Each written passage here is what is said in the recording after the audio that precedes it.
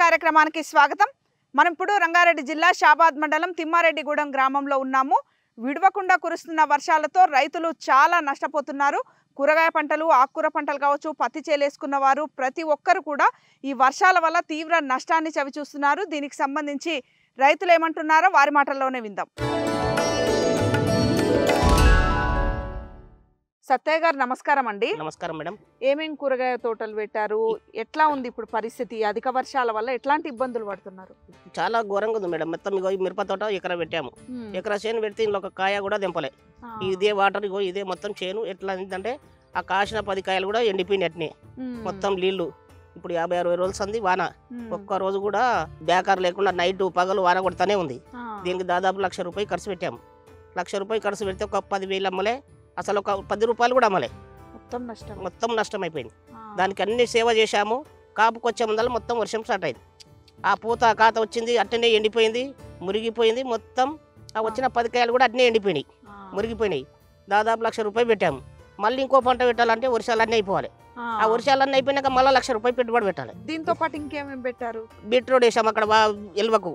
Beetroot, carrot చల్లాము. ఎంత వేసారు? అది 1 ఎకరా వేసాము. బీట్రూట్ 1 ఎకరా, క్యారెట్ 1 ఎకరా, పత్తి 5 ఎకరాలు పెట్టాము. ఆ పత్తి కూడా మొత్తం నీరు పట్టి మొత్తం కూడా కాపంతా మెలిగిపోయింది. అంటే మొత్తం పిందె దశలోనే పోయింది. ఆ పిందె ఇంత దశకు రాగానే సగం మొత్తం ఇట్లా గూడ రాగానే సగం కూడా ఆ వాటర్ గూడలో నిలుస్తుంది. గూడలో నిలిచి గూడ మురిగిపోయి కింద రాలిపోతుంది. చిన్న కాయ ఉంటుంది కదా, కాయ సైజుకి రాగానే శనగ ఇంత రాగానే అది నీళ్లు తాగి తాగి అది కూడా పడిపోయింది. మొత్తం ఇట్టి పొరకనే ఉంది. ఇక పత్తి శనగ పొరకనే. బీట్రూట్, క్యారెట్ ఏం లేదు, మొత్తం ఇంత సైజుకి వచ్చింది. మొత్తం అలానే భూమిలో మురిగిపోయింది. అట్లా లావుగా అయితేనేమో పీకనికి వస్తుంది. సన్న మేరలో దాకా ఉంది. సన్న మేర అంత ఉండగానే అది వర్షం పడి మొత్తం మురిగిపోయింది. అందులో ఏమి ఒక చార ఒక తిననికి ఒక గడ్డ కూడా దొరకదు మనకు. మొత్తం ఇట్లా సీసీ రోడ్ లాగా అయిపోయింది. ఇక మురిగిపోయి చేనే. దానికి ఇప్పుడు మళ్ళీ గడ్డి మందులు కొట్టాలి. గడ్డి మందులు కొట్టి చేసి మళ్ళీ పంట పెట్టుకోవాలంటే మళ్ళీ 1,00,000 రూపాయలు అప్పు చేయాలి. వీడికి పెట్టినవి పోయినాయి. ఇట్లా మళ్ళీ ఇవ్వతే ఇది దాదాపు 50-60 రోజులు ఆయన. ఒక్క రోజు పగలు ఉరుపుంటే నైట్ వస్తుంది. నైట్ పడ్డది అనుకో, మధ్యాహ్నం 1 గంట సేపు లీవ్ ఇచ్చినా మళ్ళీ పడుతుంది. పెట్టిన పెట్టుబడి పోతే మళ్ళీ వంత అప్పు చేయవలసి వస్తుంది. అక్కడ అప్పు చేయాలి, ఇక్కడ పెట్టాలి. అంటే పోయిన సంవత్సరం ఇంత వానలు లేవు కదా, పోయిన సంవత్సరం వరకు ఒక్కొక్క చెట్టుకు ఎన్ని కాయలు ఉండేవి? 10 కాయలు. 10 కాయలు ఇప్పటికి 50-60 కాయలు ఉంటుండే. ఇప్పుడు ఏమి లేవు, 10 కాయలు కూడా లేవు. ఇట్లా కాయ సైజుకి వస్తున్నాయి, రాలిపోతుంది అంతా. ఏమీ లేదు ఇప్పుడు. పోయినసారి అన్నా ఇంకా కొంచెం నయం ఉండే. అంటే మాకు ఎకరాకు 10-15 క్వింటాలు వచ్చే పత్తి. పోయినసారి 5-6 క్వింటాలు వచ్చింది. ఈసారి అది కూడా లేదు. ఇక 5 ఎకరాలు పత్తి పెట్టాము. దానికి ఒక 1,50,000 ఖర్చు పెట్టాము. ఇప్పుడు 10 రూపాయలు కూడా రావు. ఏమీ లేదు అందులో. మొత్తం అన్ని పంటలు, కూరగాయ పంటలు ఏమీ లేవు, అన్ని పోయినట్టే. మామూలుగా ఎవరైనా 10 గుంటలు 20 గుంటలు వర్షం వేసుకుంటే ఆ వర్షం తప్ప ఏమి లేదు. ఇక వర్షం ఒకట్లు జర బాగున్నాయి. వర్షం అంటే వానకు ఉండేది కదా, వాన లేకపోతే దానికి వాటర్ పెట్టాలి. అట్లా కాబట్టి వర్షం ఒకటి బాగుంది. కానీ ఇక వర్షం ఎంత వేస్తాం మేడం? 1/2 ఎకరా దగ్గర వేసుకుంటాం. తిండి మందం వేసుకుంటాం. మేమేంది కూరగాయలు, బీట్రూట్, క్యారెట్, ఈ మిర్చి, చిక్కుడు ఇవి పెడితేనే మనకు ఆమ్దాని ఎక్కువ. ఈ వర్షాల వల్ల మొత్తం ఏం లేకుండా పోయినాయి అన్ని. కొన్ని సార్లు ఏమో రైతు అతివృష్టితో బాధపడతాడు, కొన్ని సార్లు అనావృష్టితో బాధపడతాడు. అంటే ప్రతిదీ కూడా రైతు ఆర్థిక స్థితిని చిన్న భిన్నం చేస్తుంటది. మరి ఇట్లాంటి సందర్భాల్లో, ఈ అతివృష్టి అనావృష్టి సందర్భాల్లో ప్రభుత్వాల నుండి ఎలాంటి సహకారం ఉంటే రైతు కొంచెం గట్టెక్కగలడు అంటే ఇప్పుడు మేము పంట పండించినాం, పంట వల్ల నష్టం వచ్చింది. పంట నష్టం వచ్చింది. ఇప్పుడు 1,00,000 రూపాయలు పెట్టుబడి పెట్టాము. 1,00,000 రూపాయలు పెట్టుబడి పెట్టినప్పుడు అరే 1,00,000 కనీసం ఆ 1,00,000 మాది మేము అప్పు చేసి పెట్టినాం. ఆ 1,00,000 మమ్మల్ని గవర్నమెంట్ వాదుకుంటే మళ్ళీ రేపటి పంట కన్నా పెట్టుకుంటాం. ఇప్పుడు 1,00,000 పెడితే మళ్ళీ వచ్చే పంటకు 1,00,000 పెడితే 2 లక్షలు అప్పు చేస్తే అదేమొస్తుంది? 50,000 వస్తుంది మాకు. 1,50,000 మళ్ళీ అప్పే ఉంటుంది ఆడ. మళ్ళీ పంట పెడితే ఏం చేస్తాం? మళ్ళీ వస్తే ఒక 50,000 వస్తుంది. అప్పటికల్లా ఆ 1,50,000కు 50,000 మిత్తి అవుతుంది. 2 లక్షలు అవుతుంది. 2 లక్షలు అంటే ఆ 50,000 తెరిపితే 1,00,000 ఉంటాయి. మళ్ళీ పంట పండే వరకు మళ్ళీ 50,000 మిత్తి అవుతుంది. అంటే మేము ఇక రైతుల అప్పుల కిందనే పోవాలి. ఇక ఇప్పుడు ఇట్లాంటి పరిస్థితులు వచ్చినప్పుడు పంట బీమా ఉంటుంది, ఆదుకుంటుంది కదా. ఉంటుంది, గవర్నమెంట్ పెట్టలేదు. రైతులు ఏం చేయాలి? 7 కొట్లాడాలి. 7 కొట్లాడిని ఏమంటారు? అక్కడ అంటారు. అంతకు తప్పేముండదు. రైతులు ఇంత వర్షాలు పడి ఇంత రైతులు ఆగమవుతున్నారు కదా. ముఖ్యంగా మీరు సిటీ సరౌండింగ్, చేవెళ్ళ ప్రాంతం, షాబాద్ అంటే మొత్తం ఆకుకూరలు, కూరగాయలే ఎక్కువ ఉంటాయి. మరి పంట నష్టం చాలా తీవ్రంగా ఉంది కదా. మీ వ్యవసాయ అధికారులు వచ్చి నమోదు చేసుకున్నారు? ఏమన్నా చేసుకుంటారు. వాళ్ళు వస్తారు, రాసుకపోతారు. మేము రాసి పంపించమంటారు. వాళ్ళు వస్తారు. మామూలుగా రారని ఏం లేదు. వస్తారు. ఏం వేసారంటే మిర్చి పెట్టినాం, చిక్కుడు పెట్టినాం, టమాటా పెట్టినాం అంటే అన్ని రాసుకొని పంపిస్తారు. మేము రాసి పంపించినాం. అయ్యా గవర్నమెంట్ మీకు సప్లై చేయాలి కదా. పంట నష్టం పరిహారం అయిందంటే ఎవరు ఇవ్వాలి? మా చేతిలో ఏం లేదు కదా. గవర్నమెంట్ అక్కడికి వెళ్ళి పంపించారు అనుకో, మీకు వస్తే మేము ఎన్నిక రెడీ, మీ అకౌంట్లోనే వేస్తారు కదా. సరే మద్దూరు సత్తే ఎంత పెట్టిండు ఇంత పెట్టిండు, ఇంత నష్టం అయిందని రాసి పంపిస్తా. పంపించినప్పుడు మేము శాంక్షన్ చేసేది కాదు కదా, గవర్నమెంట్ ఇవ్వాలి కదా. ఇస్తే తీసుకోండి అని వాళ్ళు అంటారు. వాళ్ళు ఇయ్యరు, వీళ్ళు ఇయ్యరు, మేము తీసుకోం. రోజు అప్పు చేస్తూ ఉండాలి, ఇట్లా చేస్తుండాలి. అట్లా రైతుల పనికి ఇంతకు వచ్చింది. ఇప్పుడు మీలాంటి రైతులందరి తరఫున అంటే ఎట్లాంటి సహాయం ఉంటే, మాటలు కాకుండా ఎట్లాంటి ప్రభుత్వాల నుంచి సహాయం ఉంటే బాగుంటుంది? 1,00,000 రూపాయలు అప్పు చేసినాం, ఒక 50,000 ఇస్తే ఆ 50,000 తప్పే, 50,000 మిత్తి తప్పే. ఒక 50,000 ఉంటే మేము ఏదో కష్టం చేసి ఎట్లా తెరుపుతాం కదా. ఆ 1,00,000కు 50,000 మిత్తి అవుతుంది, 1,00,000 అవుతుంది. మళ్ళీ 6 నెలల సంవత్సరం పంట పండిస్తే 50,000 వస్తుంది పెట్టుబడి. ఆడ పెట్టుబడి 50,000 పెడితే ఆమెదాన్ని 50,000 వచ్చాయి. ఆ 50,000 మిత్తే ఆ 2,00,000 ఎట్లా తెరపాలి? తెరపలేకపోతాం. అట్లా రైతుల పరిస్థితి గట్ల అవుతుంది. అట్లా గోపాల్ గారు, మీరు ఎన్ని ఎకరాల్లో ఏం పంట వేశారు? నమస్కారం అండి, నా పేరు గోపాల్. మేము పత్తి పెట్టాము మేడం, 2 ఎకరాలు పత్తి పెట్టినాము. వానలకు మొత్తం పత్తి అంతా గూడ మొత్తం రాలిపోయింది, ఏం లేదు. పెట్టుబడి మస్తు పెట్టుబడి పెట్టాము, 60-70 దాకా పెట్టుబడి పెట్టాము. ఇప్పటిదాకా ఇంచుమించు 1,00,000 దాటింది పెట్టుబడి. ఇంతకుముందు కన్నా ఈసారి వర్షాలు చాలా పడి అంత పంట అంతా చాలా ఖరాబ్ అయిపోయింది. పత్తి అయితే ఏం ఆశ లేదు. నిరుడు ముందటేడు కన్నా 10 వల్లాలు 10-12 వల్లాలు వచ్చింది. ఈసారి 2-3 వల్లాలు వచ్చేది మా కష్టం. మొత్తం అంతా వాన వర్షాలు చాలా పడి అంత ఖరాబ్ అయిపోయింది మేడం. చాలా ఏం లేదు, కూరగాయలు కూడా అన్ని ఖరాబ్ అయిపోయినాయి మొత్తం. ఎన్ని ఉన్నాయి కాయలు ఇప్పుడు చెట్లకి? చెట్టుకు ఒక 5-6 కాయలు కన్నా ఎక్కువ లేవు మేడం, అంతే. 5-6 ఎన్ని ఉండేటివి అట్లా? పోయినసారి అయితే 50 కాయ వస్తుంది, ఇప్పటికల్లా 50-60-70 కాయ దాకా వస్తుంది. సరే ఏం లేదు, చెట్టుకు 3-4 కాయలే ఉన్నాయి.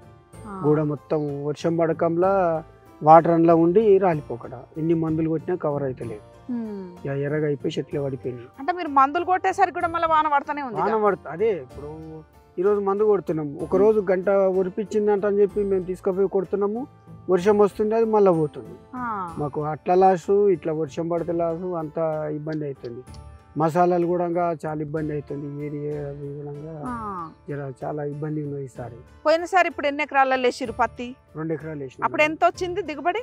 అప్పుడు 23 వచ్చింది మేడం, 23-24. 23 క్వింటాల్లో వచ్చింది మనకి. అంటే పెట్టుబడి పోగా కొంచెం మిగిలిందా? ఆదాయం వచ్చింది.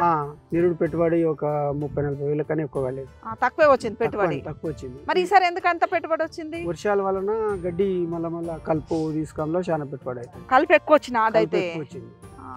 నీరుడు ఏంది 2-3 కితలు కలిసేది, ఈసారికి 4-5 కితల కలుస్తూనే ఉన్నాము.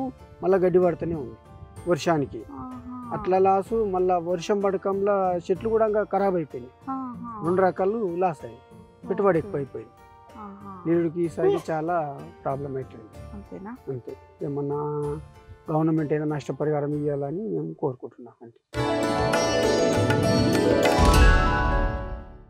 శ్రీశైలం గారు, ఎన్ని ఎకరాలలో వేసారు పత్తి? ఒక 10 ఎకరాలు ఉంటుంది మేడం, 10 ఎకరాలు ఉన్నది. ఒక ఎకరానికి వచ్చేసి 60,000 పైన అవుతున్నాయి మేడం. కలుపు తీసిన కొద్దీ మరీ కలుపు వస్తూనే ఉంది. వర్షం అతివృష్టి అనావృష్టి లాగానే ఫస్ట్ స్టార్టింగ్లోనేమో వర్షం పడలేదు, మళ్ళీ తర్వాత అసలు వారంలో 3 కితలు 4 కితలు కొట్టి మొత్తం కాయలు అన్నీ రాలిపోయినాయి మేడం. చెట్టు ఎదుగుదల లేదు. అసలు మసాలా 3 కితలు వేసినాం, అసలు ఎంత చేసినా కానీ అసలు చెట్టు లేస్తలేదు, మొత్తం కుట్టుబడిపోయింది మేడం. 60,000 మా అంటే 60,000 మస్తు ఖర్చు అయింది మేడం. 10 ఎకరాల కంటే దాదాపు 6 లక్షల పెట్టుబడి. 6 లక్షల పెట్టుబడి అయింది మేడం. మొత్తం అప్పులు తెచ్చినాం, మాకు ఎంత ఏం చేయాలో అర్థమైతే లేదు. ఇప్పుడు ఈ అతివృష్టి ఇంకెన్ని రోజులు కొడుతుందో, మాకు ఇంకేమైనా పంతదా అంటే ఎంతో ఆశపడుతున్నాం కానీ ఇక ఆశ లేదు మేడం, అయిపోయింది. ఇంకా టైం గిట్ట అయిపోయింది. పత్తి చెట్లు ఆల్రెడీ పెరిగాయి, అంత రాలిపోయింది. దసరా వరకు పోయినసారి ఎట్లుండే చెట్లు? పోయినసారి లాస్ట్ 3-4 ఇయర్స్ వరకు పర్వాలేదు మేడం, మంచి దిగుబడి వచ్చింది పత్తిలో. ఈ వరకు నాగా 90 వచ్చినాయి, చెట్టుకు 50 నుంచి 100 కాయల వరకు వచ్చినాయి. ఈసారి చెట్టుకు 4 నుంచి 15 కాయలు. ఆ 15 కాయలు గిట్టంగా పత్తి తీసుకోనికి లేదు మేడం, వర్షం పడే మొత్తం ఖరాబ్ అయిపోయింది. కాయ నలుపు వచ్చేసింది, ఆకు రాలిపోయింది, కాయలు రాలిపోయింది. ఏం చేయాలో అర్థమైతలేదు మేడం. అసలు ప్రభుత్వాలు ఏమైనా ఆదుకుంటేనే బాగుంటుంది అన్నట్టు అనిపిస్తుంది మేడం. కనీసం ఎంతో ఇంత మేము 60,000 పెట్టుబడి పెడుతున్నాం ఎకరానికి, అందులో ఎంతో కొద్దిగా సాయం చేస్తే మాకు ఎంత ప్రభుత్వం నుంచి మాకు కొద్దిగా ధైర్యం ఉంటుంది. ఇప్పుడు ఈ వర్షం ఎక్కువ పడ్డందుకే కలుపు కూడా ఎక్కువ వచ్చినట్టు. కలుపు అసలు ఘోరమైన కలుపు వస్తుంది మేడం. అసలు ఇప్పుడు ఏమైతే అంటే ఎండ కొడితే ఒకసారి వాన పడి ఒక 15 రోజులకు వారం రోజులకు వర్షం పడితే ఏమైతే అంటే కలుపుని మేము కంట్రోల్ చేసుకోగలుగుతాం. అసలు ఆ వర్షం నాన్ స్టాప్ లేకుండా కొడుతూనే ఉంది మేడం.